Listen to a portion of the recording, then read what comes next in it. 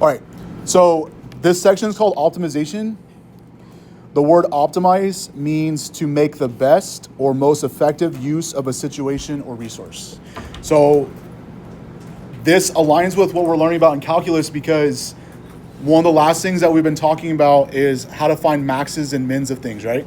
So in order to optimize something, we're finding a maximum or minimum of something. Optimization is used a lot in like business, like profit. It's also used to find like the biggest or smallest like area of something. So this is basically the strategies for solving. So draw a picture if applicable, and identify any known and unknown quantities. Write an equation or model that will be optimized.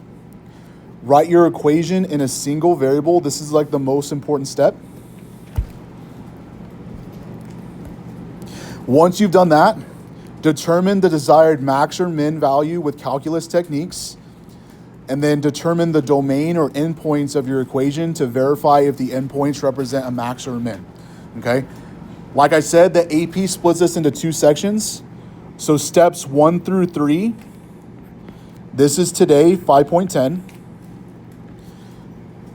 Steps 4 and 5, you guys will learn how to do that on Thursday.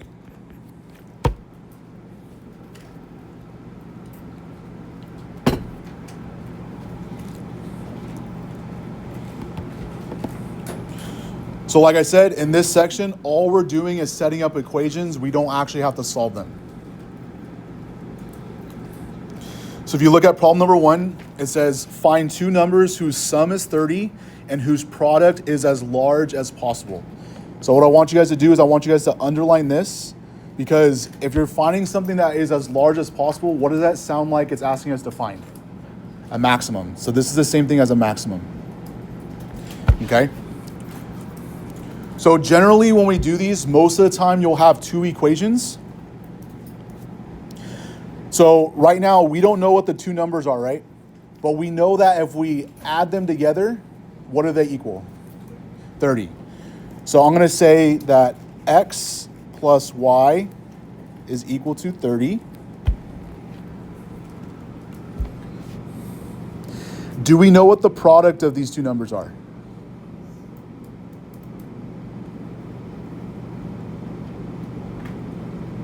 No, right? We don't know what the product is, but in other words, the same two numbers, when I multiply them, it equals some product. So I'm going to say that P is equal to XY. So I need to write this because I'm optimizing this equation. The product as large as possible. So I need to write this equation using just one variable. Right now I have two variables. So all you have to do is I'm going to solve for y. So I'm going to subtract x from both sides.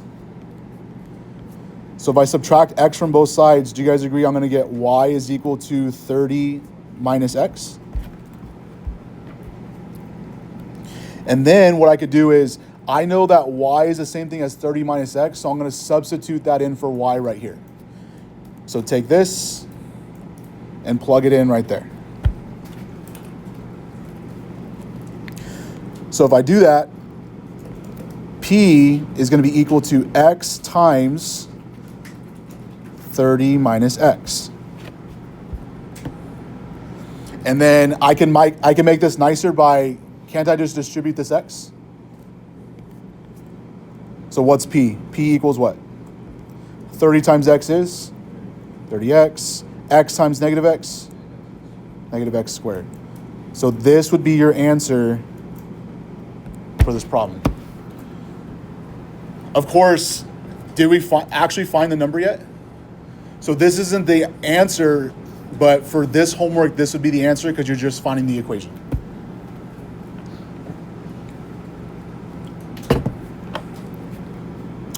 Okay, does anybody have any questions on number 1?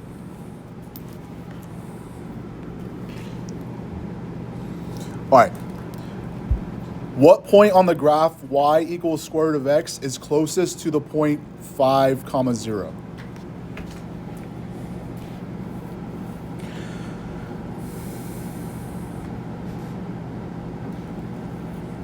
So does anybody have an idea of something that I could use to help me find how far away they are. So in other words, does this make sense, guys? I'm trying to figure out like how far away a point on the graph is to this point. What am I actually finding?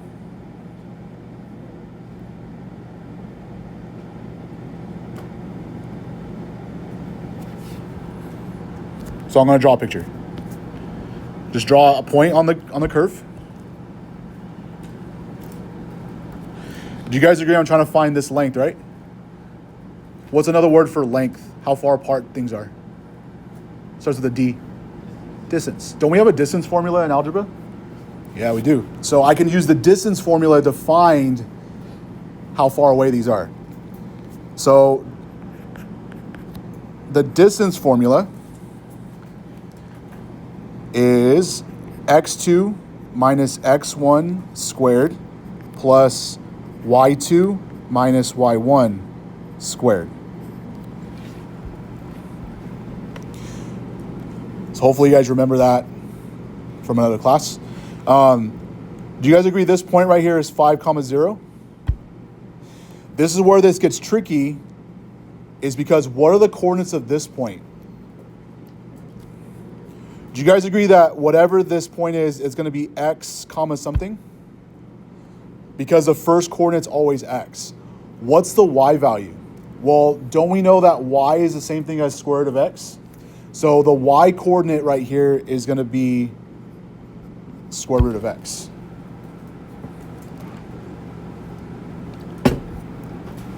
So this could be my x1, y1. This is going to be my x2, y2. So I could substitute all this information into my equation. So D equals the square root of, what is x2? X minus, what's x1? 5 squared plus, what's y2? Square root of x minus, what is y1? 0 squared. So D equals the square root. Technically, I could FOIL this out and get something, but I'm not going to right now. X minus 5 squared plus, this is the same thing as square root of x. What's the square root of x squared? X, okay?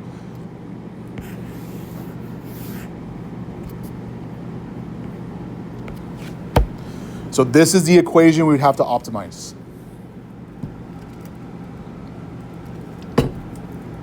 Now, just thinking ahead, guys, in order to find a maximum or minimum, what have we been doing in our class? What would we need to do to this equation? Take the derivative and set it equal to 0. That would be the next step in all these problems, but you don't have to do that yet. Okay? All right.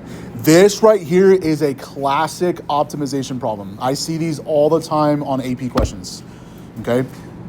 The person one of the guys that is responsible for these notes, his last name is Kelly, so that's why it says that. Mr. Kelly needs to make an open top box to store all of his magic cards. He has a piece of cardboard that is 14 by 30 inches. To do this, Mr. Kelly cuts out squares of equal size from the 4 corners so the 4 sides can be bent upwards. What size should the squares be in order to create a box with the largest possible volume? So what is it asking me to find? A maximum, right? All right. So let's draw a picture.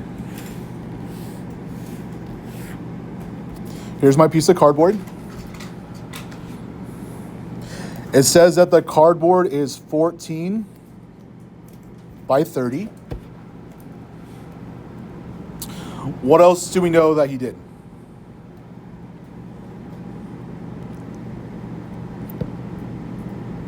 What else does the problem tell us? Cut out squares. Do we know how wide the squares are?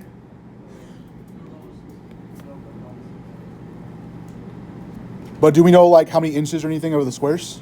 No. So does it make sense, guys, that the squares, if you cut them out, I can do something like that? Because if you cut them out, then they're not there anymore. So what you're going to do here, this is like the strategy for these. Since we don't know how long the sides are of the squares, I'm going to call them X. Remember that for a square, all the sides are the same. So it's hard to imagine this at first, but can you imagine like if those squares are gone, can you guys turn and look at me? It's like you're bending the sides up of the sides of the cardboard to create a box, okay? So if I cut out from this side right here, I'm getting ahead of myself. Hold on, sorry. I'm getting excited. This is a box. What's the formula for the volume of a box?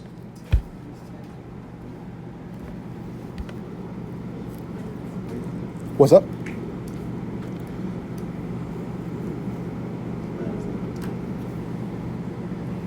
If it's a rectangle, what's the area or what's the volume?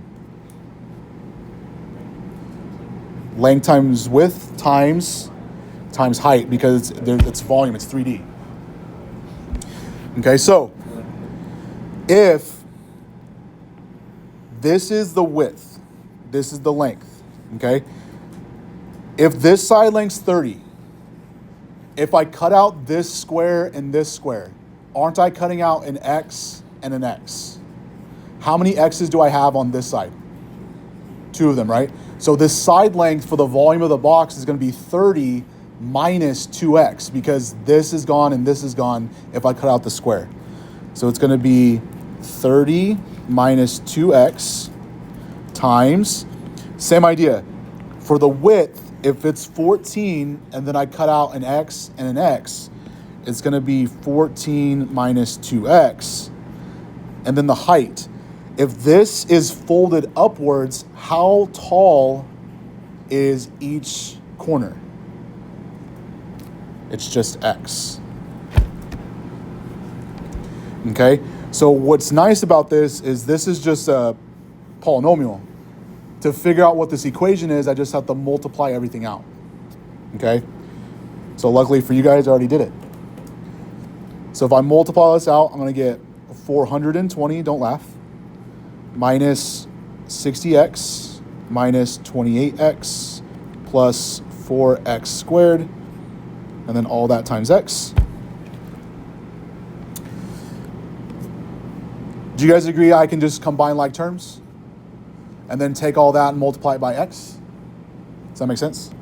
So the volume of this box that we have to optimize is going to be 420x minus 88x plus 4x cubed. Should be x.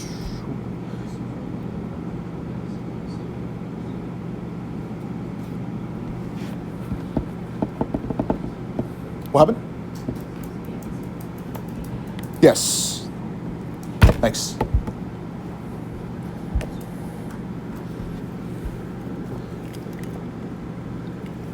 Does anybody have any questions on that one? The box ones they'll come up a lot. Yes, sir. This part right here? Because if you think about like, if the square is like this, the height of each side is x. So if I fold it upwards, it's still going to be x. It's going to be that distance folded up. All right. Here's a weird one. 2 towers are 30 feet apart. One is 12 feet high and the other is 28 feet high. There is a stake in the ground between the 2 towers. The top of each tower has a wire tied to it so it connects to the stake on the ground. Where should the stake be placed to use the least amount of wire? So what is this asking us to find? A minimum. So we need to draw a picture. So you have one tower that is 28 feet high. We have another tower that's 12 feet high. How far apart are the 2 towers? 30 feet apart?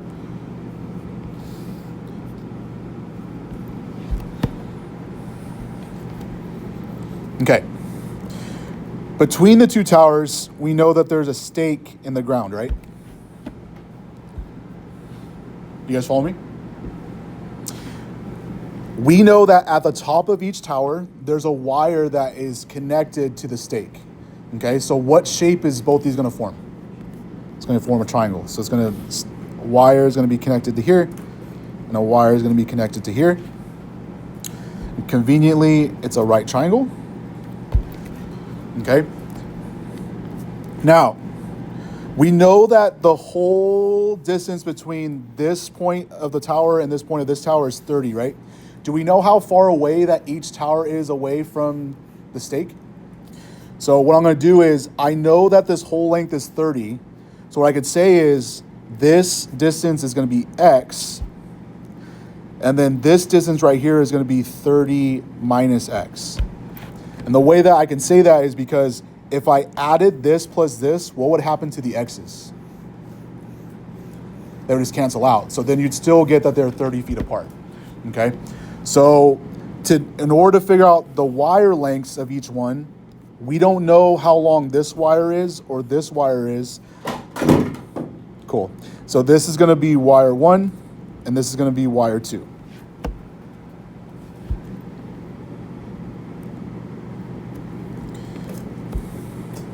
So the total amount of wire is going to be however long wire 1 is plus wire 2.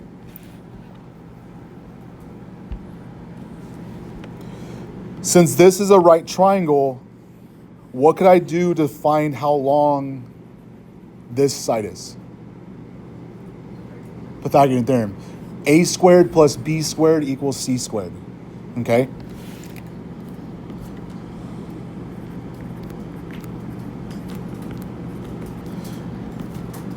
But aren't I just finding this side right here? Right? So how do I get C by itself? What do I do to both sides?